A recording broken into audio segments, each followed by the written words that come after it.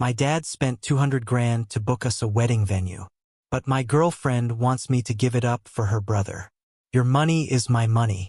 If my sister has a grand wedding, it makes us look good too.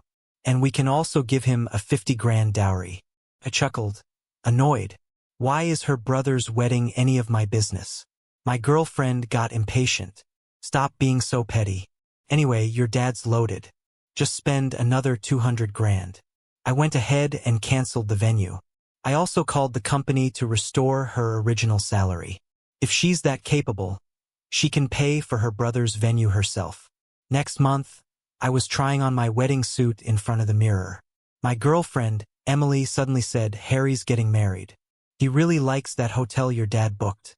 Without thinking, I responded, "I'll speak to the manager and book it for him." Emily stayed silent, so I thought it was settled. But then she chimed in again. "We're his family. We have to make it a big deal. You won't even miss the money. Just let him have the venue." I looked at her, doubting my ears. Seeing my silence, Emily continued, "Harry had a tough life, lost his parents young, and now he's finally getting married. As his family, we should help him out." I frowned. That date was specifically chosen by my dad. We'd have to find a new date if we miss it. If your brother uses the venue, I can talk to the manager and get him a discount. Emily wasn't pleased. "We haven't sent out the wedding invitations yet, so we can push our wedding back a few days. Harry's in-laws are important people. We can't let them look down on Harry. It needs to be a classy event." I laughed, annoyed at her audacity. "He's your brother, not mine. Why should I give up the venue for his benefit?" Emily didn't agree. "Once we're married, he'll be your brother too. It's your responsibility to pay for the venue." I looked in the mirror. I was wearing a specially ordered suit from abroad, and I looked great. But I didn't want to get married anymore. Emily kept trying to convince me. "Tom, your dad has money. Just spend another 200 grand for a new venue.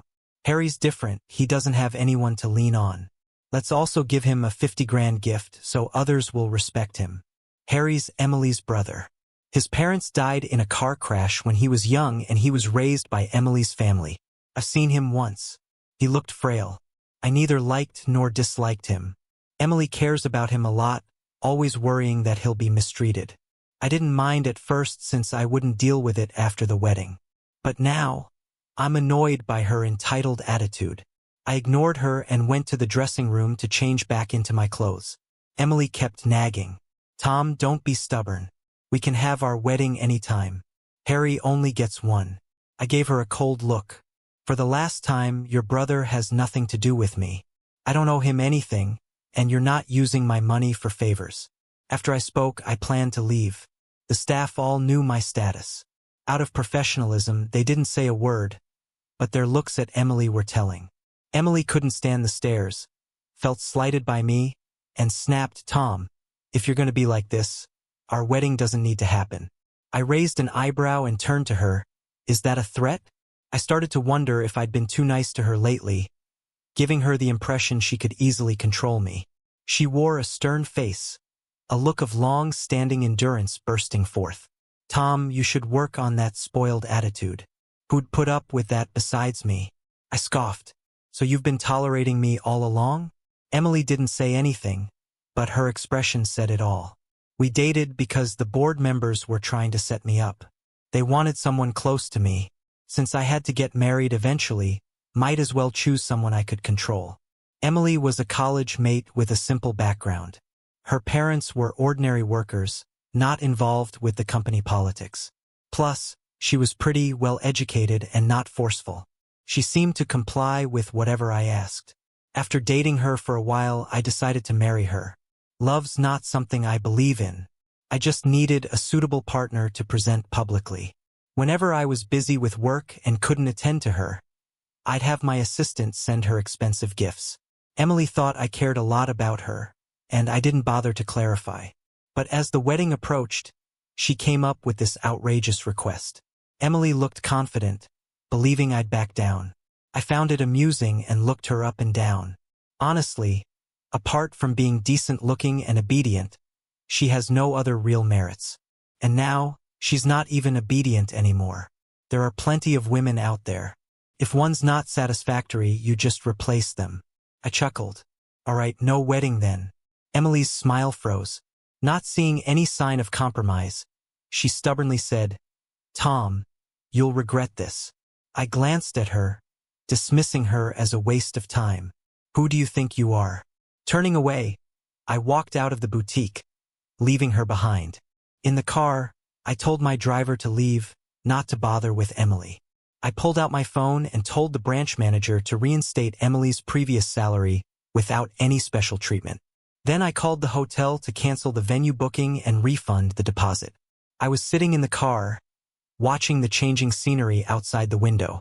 If Emily is so hung up on her brother, she should pay for it herself. After all, I'm just a spoiled rich kid who does whatever he wants. The next day at work, I suddenly got a call from a random number. Tom, you're so mean. You deleted me on contact information and even blocked me. Unless you apologize in person, I won't forgive you or marry you. Before she could finish, I hung up. I had already deleted Emily's contact information and blocked all her contacts the day before. She must have called me today using someone else's phone. I blocked that number too and told my assistant not to entertain Emily anymore. My assistant is discreet and never asks questions. She nodded, writing down my instructions, and asked timely, Tom, do you want to sort out the gifts you gave Emily too? Her reminder got me thinking. Since the wedding is off, I should get back everything I gave. Things like cash and gifts that were meant for the marriage. The necklace, the luxury watch, and the custom outfits she's used can be converted back to their original value. I'm not running a charity, so she shouldn't think she can take advantage of me. After giving the assistant those instructions, I got back to work. But Emily didn't give up, thinking I was just throwing a tantrum. She found another phone and sent me several texts. I've talked with Harry. Give him the venue, and I'll forgive you. You're too stubborn. If you marry me, you'll need to change that rich kid attitude. My patience has its limits, you know. I was speechless and even started questioning my judgment. How did I not notice Emily was just a basic girl? I deleted the texts. It's not too late to live well and steer clear of basic girls. The day that was supposed to be our wedding day arrived. I had nothing planned thanks to scheduling work around it. With nothing else to do, I decided to see what kind of wedding Emily had planned for her brother. I booked a private room and invited the secretarial team for a meal. When I got to the hotel, the lobby was noisy, with a crowd outside the door. What kind of joke is this? They invite us but won't let us in? Exactly, talking about a wedding today, but the venue isn't even set. It's embarrassing. I thought that girl what's her name hit the jackpot marrying high, but they can't even rent a place. Harry stood in a suit looking pale. The bride's face wasn't much better. They were standing at the doorway, hearing everyone's whispers. What was supposed to be a joyous day turned sour standing outside like that. I could only imagine their mood. The bride's mother looked at Harry disdainfully, scolding, "We said we'd pay for the venue, but your family insisted. And look, such a disgrace." She didn't make any move to pay up, just gave Harry disapproving glances at intervals. Harry hung his head, not daring to answer back, obviously under some pressure at his in-laws. No wonder Emily wanted me to give up the venue for him. The hotel manager led the way and, seeing the chaos, apologized. "Sorry, sir. There's been a little mix-up. We'll sort it out quickly." I was in a good mood, reassuring him, "No worries. There's all kinds everywhere. Just make sure no one takes advantage." He thanked me profusely. "Thank you for understanding, sir. We'll sort everything out quickly so your meal experience isn't affected." I nodded, and he seemed relieved. The bride's parents spotted me then, their eyes brightening as they approached. The bride's mom, looking quite excited, extended a hand towards me. "Tom, hello. You're here for our daughter and Harry's wedding, right? It's an honor. Soon we'll be in-laws." The bride's mom was somewhere in her 50s, well-dressed, with a confident smile, though there was a calculated glint in her eyes. I had no recollection of this woman until my assistant reminded me. Then I remembered. She had long wanted to partner with our company, but their product hadn't matched our standards. They kept trying and met resistance. I guess now they're trying to find their way in through Harry. I didn't shake her hand. My assistant stepped in front of me and said, "Sorry, Tom is here for a departmental dinner, not to attend any wedding." "My apologies, Tom, for the interruption," she added. The mother's hand hovered awkwardly in the air before she pulled it back, forcing a smile. "Even if Harry is your brother-in-law, shouldn't we toast you? You should honor him with a drink." I gave Harry, standing silently nearby, a cold glance. Emily and I are no longer together, and I have no connection to Harry. The mother's smile froze. I walked past them without another word. A few steps ahead, I overheard Emily arguing with the staff. "We booked this venue ages ago. Why won't you let us in?" With a professional smile, the staff patiently explained, "Emily, Tom booked this venue, but he canceled it last month. Without a booking, you can't use the space." Emily was stunned. She didn't think I'd actually cancel the venue. Now she was stuck. Her face fell, and though she opened her mouth to speak, she seemed at a loss for words. Her silence was taken as agreement. Among the guests were the bride's relatives, who were also Emily's. They always thought Emily was successful, both pretty and outstanding, dating a rich and handsome guy like me. Turned out she was just a real-life Phoenix girl, someone who relied on me for everything, even booking a venue. Relatives had surprising tenacity. Several versions of the story were immediately crafted, almost branding Emily as a mere Phoenix girl without any merit of her own. Emily heard it too and immediately got a dark look on her face, but she still acted tough, saying, "No one can stand your spoiled attitude. I've been wanting to break up with you for a long time." I sneered, "Since you're so capable, you can cover the cost of the venue today. Show everyone you're not just living off someone else." The staff handed the bill to Emily. Everyone present looked at her, waiting to see what she'd do next. Emily was in a tough spot. Saving face was everything to her, so she reluctantly took the bill. Soon, she looked up at the manager and asked, "What's going on here? Why is it 250,000? Wasn't it supposed to be 200,000? She looked at me with disgust. "Tom, you really know how to play dirty tricks." The manager jumped in to explain, "Mr. Tom's father is a VIP client of our hotel, so there's a 20% discount. You aren't, so you'll have to pay the regular price." Emily was stunned. She was in a bind and couldn't come up with that much money on the spot. But not paying would embarrass her in front of her relatives, proving my point even more. I feigned concern and asked, "Need me to step in and get you a discount? Save your fake kindness." Emily's face turned all sorts of shades, and she ended up scrambling to borrow money by phone. She barely managed to gather it all. But by then, half the day had passed, and many guests grew impatient and left. The wedding began in the afternoon, and everyone was hungry, indifferent to the couple. The ceremony was rushed and ended quickly. Despite getting through the wedding with hiccups, many still mocked Emily for having to cobble things together. During it all, Emily's face was as red as a beet. She spent money but gained no good reputation. Instead, she became a joke. I thought I could leverage Emily's and Harry's relationship to connect with me. But Emily had publicly severed ties with me, making the Lynn family increasingly dissatisfied with Harry, which turned their displeasure toward Emily too. People like Emily, once lifted high, lose sight of where they truly stand. It's time she faced reality. Watching the wedding's train wreck was satisfying. After lunch, I even gave everyone half a day off. Returning to the office, my assistant had already sorted the gifts and transfer lists. I was very pleased with her efficiency. I skimmed through it and asked her to send it to Emily. No need to be soft-hearted with people who don't matter. After breaking up with Emily, I closed several big deals, strengthening my position in the company. The old-timers dared not boss me around anymore. It felt like Emily was holding me back, messing with my career and fortune. I had a morning meeting to discuss a deal with a partner. Just as the car left the underground garage, someone dashed out in front. Luckily, the driver reacted swiftly, stopping just in time to avoid an accident. Due to the sudden stop, my head almost hit the seat in front. Looking up, I saw Emily's angry face. "Tom, how can you be so vicious?" In my mind, I put a question mark. What's up with this woman? showing up here first thing in the morning causing a scene. Before I could say more, my bodyguards promptly restrained Emily to prevent anything rash. Emily looked worn out, eyes bloodshot, hair messy, clothes buttoned wrong. It was clear she hadn't been doing well. I rolled down the window and frowned. Why are you acting crazy? This place has cameras. Your behavior counts as a setup. Don't think of scamming me.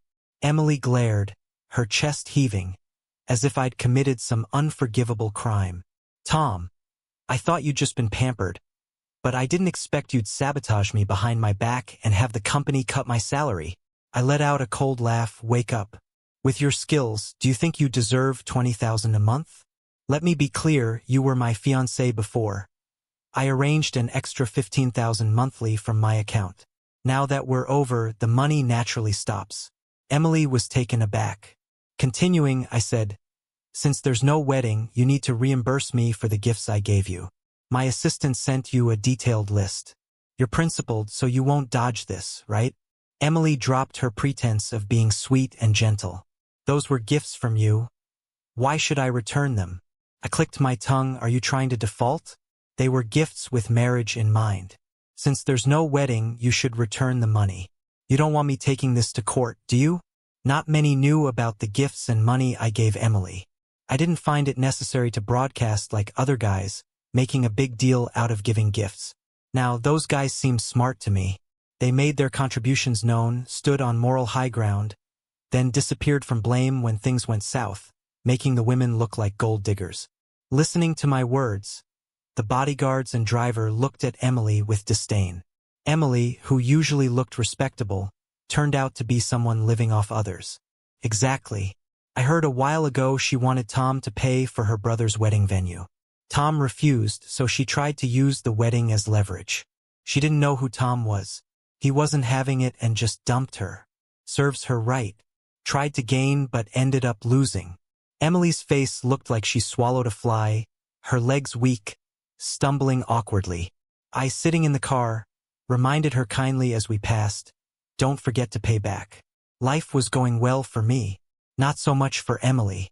The branch manager mentioned Emily thought of quitting, but couldn't find a higher-paying job, so she stayed. The manager was trying to gauge my stance and any chance of reconciliation between Emily and me. I was blunt with my response. The manager, not having to hold back, started piling on Emily's workload. Emily's completely worn out every day, but she doesn't dare to quit her job. She had lent a lot of money to Harry for his wedding. Now, with her salary cut in half, she's still paying me back. She grits her teeth to persist, but it's only a few days before she's utterly exhausted. The company officially has an 8-hour workday, but when big projects come in, overtime is inevitable. Even with double overtime pay, Emily still has a huge debt hanging over her. She works her tail off for me for a month only to use the paycheck I give her to pay me back. Harry isn't doing too great after the wedding, either. The Lynn family thought Emily would marry me, aiming to climb up the social ladder through Emily. But then I kicked Emily out. Now Harry's married to their daughter, and they can't take it back. So they vent their frustration on Harry. Harry has no other family, so he comes crying to Emily when he's upset. Emily has to juggle making money while also taking care of Harry's emotions. Over time, it takes a toll on her, and she makes mistakes at work. The manager remembers what I said, and finds a reason to dock her pay. Emily is angry but has no choice, so she keeps quiet and endures it. Hearing the manager report on Emily's situation, I praised his recent performance and told him to keep it up. A few weeks later, after I visited a hospitalized client, I ran into Harry in the hospital lobby. I wasn't planning on acknowledging him and headed straight for the exit. Harry saw me and came over eagerly, calling me bro and even trying to put his arm around my shoulders. I frowned slightly and took a few steps back, and my bodyguard stopped Harry. He seemed shaken by something, tears quickly welling in his eyes as he looked at me pitifully. Bro, are you still mad about the wedding? Cousin just cares about me, but she loves you the most. After you argued and gave her the cold shoulder, she got a lot more haggard. I internally rolled my eyes, thinking about how in broad daylight he's spinning such lies. Emily is exhausted from paying back my debt. Harry's story is half-truths. Anyone who doesn't know the real situation might actually get misled by him. I looked at him coldly and said calmly, "First, we're not close, and basic manners mean keeping a social distance. Secondly, Emily and I broke up. I'm not your bro. I don't want to hear about Emily's stuff, and I don't want to see you either." With that, I headed straight for the door. Harry panicked, taking a couple of steps after me. "Bro, he only managed a few steps before collapsing right where he stood." I hesitated for a second, noting the cameras around and the coming and going of patients and doctors. He shouldn't be able to pin this on me. Being cautious, I had someone go and copy the security footage from that time period. Since it was in the hospital, Harry was soon taken into a room. Noting that Harry was fine, I was about to leave when Emily suddenly dashed into the room, looking anxious. Seeing me, her eyes filled with resentment. "What did you do to Harry? This has nothing to do with him. Whatever it is, take it out on me, but don't hurt Harry." I rolled my eyes. Does she have a persecution complex? Almost marrying her must have been one of my darker moments in history. Harry rushed up to me. I ignored him and then he fainted. How is that my problem? And by the way, it's during work hours you left your post, which counts as absenteeism. Seems like your workload's not heavy enough. I'll talk to the branch manager to give you more tasks. Considering you owe me money, you should keep working. Right then, the doctor walked in, asking who was with the patient. Emily rushed over to inquire about Harry. The doctor's tone wasn't pleasant. "He's already sick, and you family members should be taking good care of the patient." Emily paused, then nodded, taking the report from the doctor. I raised an eyebrow slightly. Harry looked at me again with that pitiful expression. "Bro, Tom, don't be mad. It's all my fault. I shouldn't have envied your wedding. Otherwise, you wouldn't have broken up with cousin. It's all my fault. Please forgive her. You're 27 now. It's going to be hard to find someone." I caught a flash of satisfaction and challenge in his eyes. This Harry isn't as weak as he seems. But I don't care. He won't have the chance to outsmart me, and all he can do is sweet-talk Emily. I shot back, "Get your facts straight. I broke up with Emily. Without her, I can find a younger and better partner, while she's nothing without me. The one who should regret is not me. If you don't believe me, just ask your dear sister." Emily's face turned dark with anger. "Enough. Guess that hit a nerve. Sometimes I really don't get why these siblings think I'm hung up on Emily." Just before stepping out the door, I suddenly turned back, as if I just remembered something, and happily said to Harry, "Oh yeah, in case you didn't know, your wonderful sister still owes me money. Make sure you remind her, okay? After all, your excellent sister surely wouldn't intentionally default on my loan, right?" Then I didn't bother with them any further and walked straight out of the hospital room. This is ridiculous. Where on earth do they get this confidence? Emily ended up with more work, so paying attention to Harry got pushed to the back burner. Just when I thought these siblings had finally cooled off and wouldn't stir up trouble anymore, my assistant walked in with a serious face, handing me a tablet. "Tom, there's a bunch of negative stuff online." I took a look and saw a popular relationship vlogger had just released a new video. The man in the video had his face blurred and voice altered. "When I got married, my cousin paid for it. Her boyfriend was unhappy, broke up with her, and even demanded compensation for emotional distress. Now, my cousin's working herself to the bone to pay him back and is visibly worn out. I'm genuinely worried about her. I hope her boyfriend stops giving her the cold shoulder. My cousin loves him dearly. I bumped into him at the hospital before. Tried to show I was concerned, but he just brushed me off and wanted me to stay away. But still, I kind of wish he'd get back with my sister and live a good life together. I could apologize to him and ask for his forgiveness." I raised an eyebrow and instantly recognized Harry in the video. He had a knack for twisting facts, didn't he? A lot of people in the comments were trashing me. They said I was narrow-minded and called me a gold digger. They all sympathized with Emily. Harry's tactics were so low-class, trying to pressure me and Emily to get back together like that. What a shame. I'm Tom, and I don't bow to threats. I told my assistant to gather evidence, contact a lawyer, and file the necessary reports and lawsuits. Who did he think he was, trying to guilt-trip me? I'm not having any of it. Even Emily called me, not sure what Harry had been filling her head with, but she sounded way too confident. Tom, it's about time you drop this tantrum. Even my patience has its limits. I'm letting go of the past, and the wedding can still happen. Your reputation's not looking great now, so you might want to tone it down. After we're married, take good care of Harry. He's been unwell lately, and as his future brother-in-law, you shouldn't hold grudges. I almost rolled my eyes into the back of my head. These siblings were unbelievable. One thought posting a video and swaying public opinion could make me cave. The other assumed I'd have no choice but her since my reputation was supposedly in the gutter.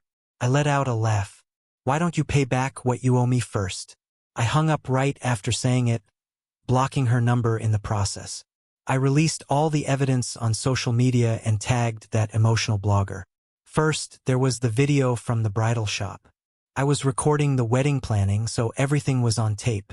The video clearly showed Emily shamelessly trying to get me to cover the venue costs for Harry's wedding. I refused, and Emily threatened to call off the wedding with me, but I turned the tables and broke it off first. I shared receipts and transaction proofs. The money I was asking back was for gifts I'd given Emily for our future wedding. Gifts I now wanted returned because we broke up.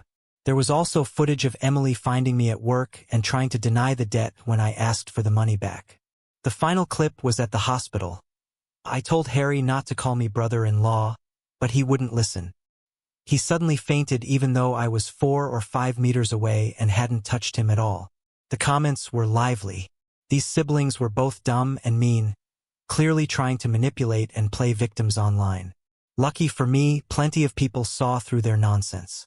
Why shouldn't a guy get his engagement gifts back after a breakup? This guy is a legend. It's rare to see someone handle such trickery so boldly. The gifts he gave weren't cheap at all. This guy must be loaded. Why would it matter to him that her brother is getting married? The nerve to demand him surrender his venue bookings. Serves her right for trying to control him and then getting dumped. What a clown. She's too full of herself. Why does she think she's the only option? Thank goodness for the clear-headed folks who saw through it all. If not, who knows how much worse it'd have gotten. The tide didn't turn against me like Harry had hoped. Many level-headed commenters targeted him for being dishonest and shameless. The blogger released an apology, stating he didn't verify information before posting and that he was sorry for spreading false info. I didn't make it too hard for him.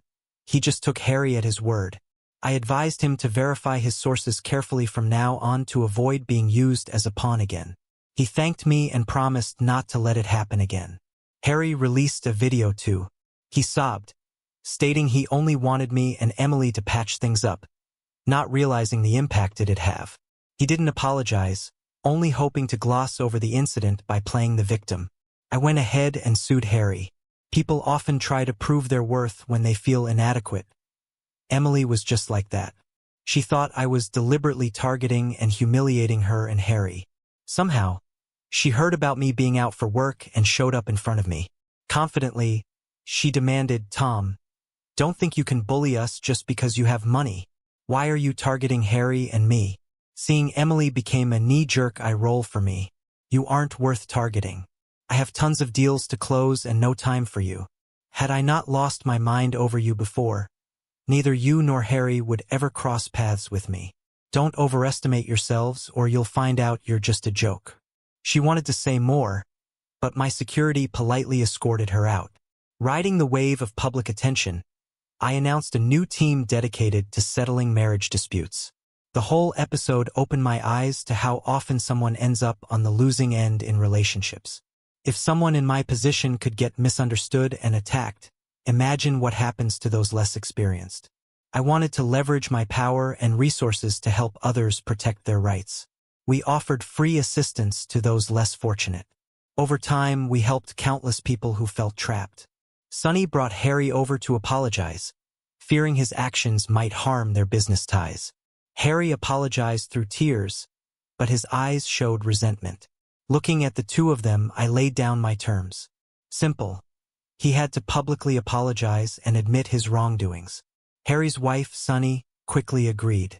Yes, that's only right. It was Harry's fault. Harry wasn't happy. He's always posting his lavish lifestyle on his account, which has thousands of followers. Making him apologize to me was like a slap in the face. Sunny was polite to me but not to Harry. She tried hard to persuade him, but Harry refused to apologize publicly. He was pretty stubborn about it. You were wrong in the first place. Now Tom is willing to forgive you, so why be so stubborn? Harry's face turned pale. He bit his lower lip and said nothing, stubborn as ever. I looked at my assistant. They stepped forward and said politely, Tom's time is precious. Since Harry doesn't want to apologize, you both might as well leave. Sunny got desperate and slapped Harry right across the face. Why is apologizing such a big deal? Do I need to be nice all the time or something? A bright red handprint appeared on Harry's face. He looked at Sunny in disbelief. His eyes welled up when he saw she was ignoring him. He covered his face and said, sniffling, I'm sorry, Tom. I'll post a video apology. I frowned. I don't like Harry, but I dislike hitting your partner even more. Sunny, now that you've chosen to marry Harry, you should respect him. Sunny apologized repeatedly, Tom. I'm really sorry. I lost my temper, and I promise it won't happen again. Before they left, Harry glanced at me. Soon, he posted the apology video, his face marked with a red handprint. Had Sunny hit him again? In the video, Harry's voice came through. I apologized to Tom.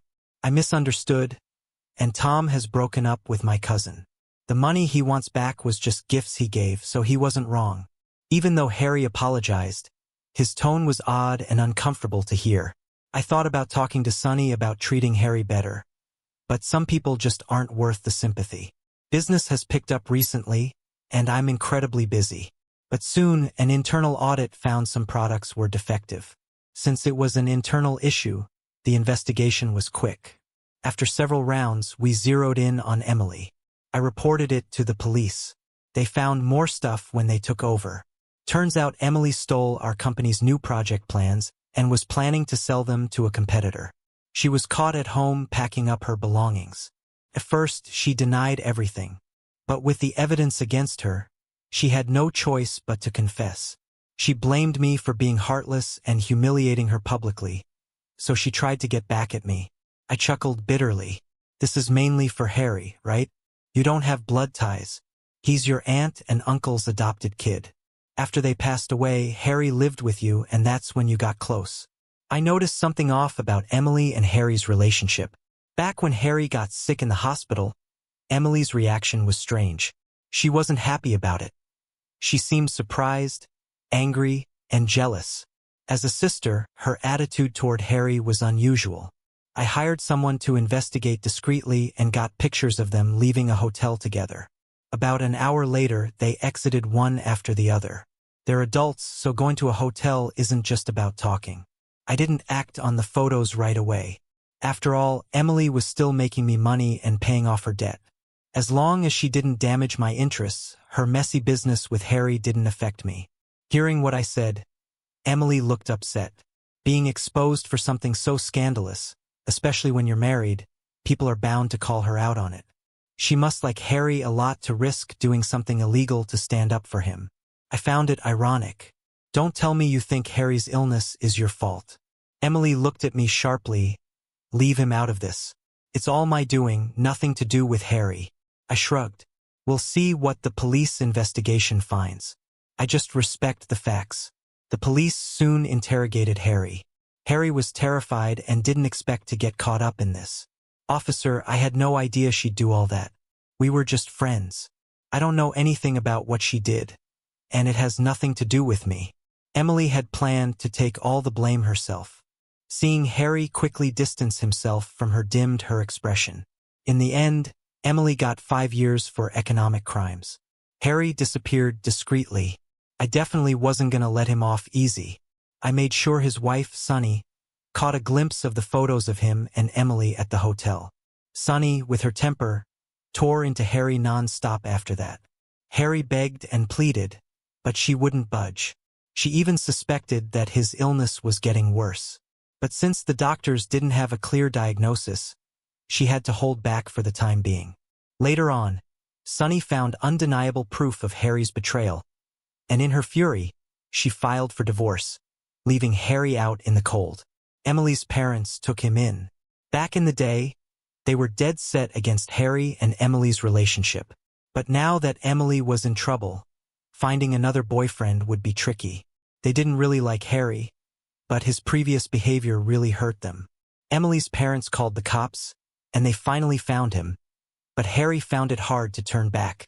As usual, I was listening to my assistant's report when my phone lit up on the table. "Hey, can you leave work early tonight?" It was from a young lady I recently started seeing. Ever since we got together, she's been super clingy and affectionate.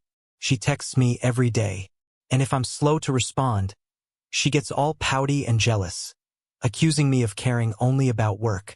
Of course, I enjoy spoiling her. In relationships, you gotta figure out what kind of person suits you through experience. And no matter what, always love yourself first.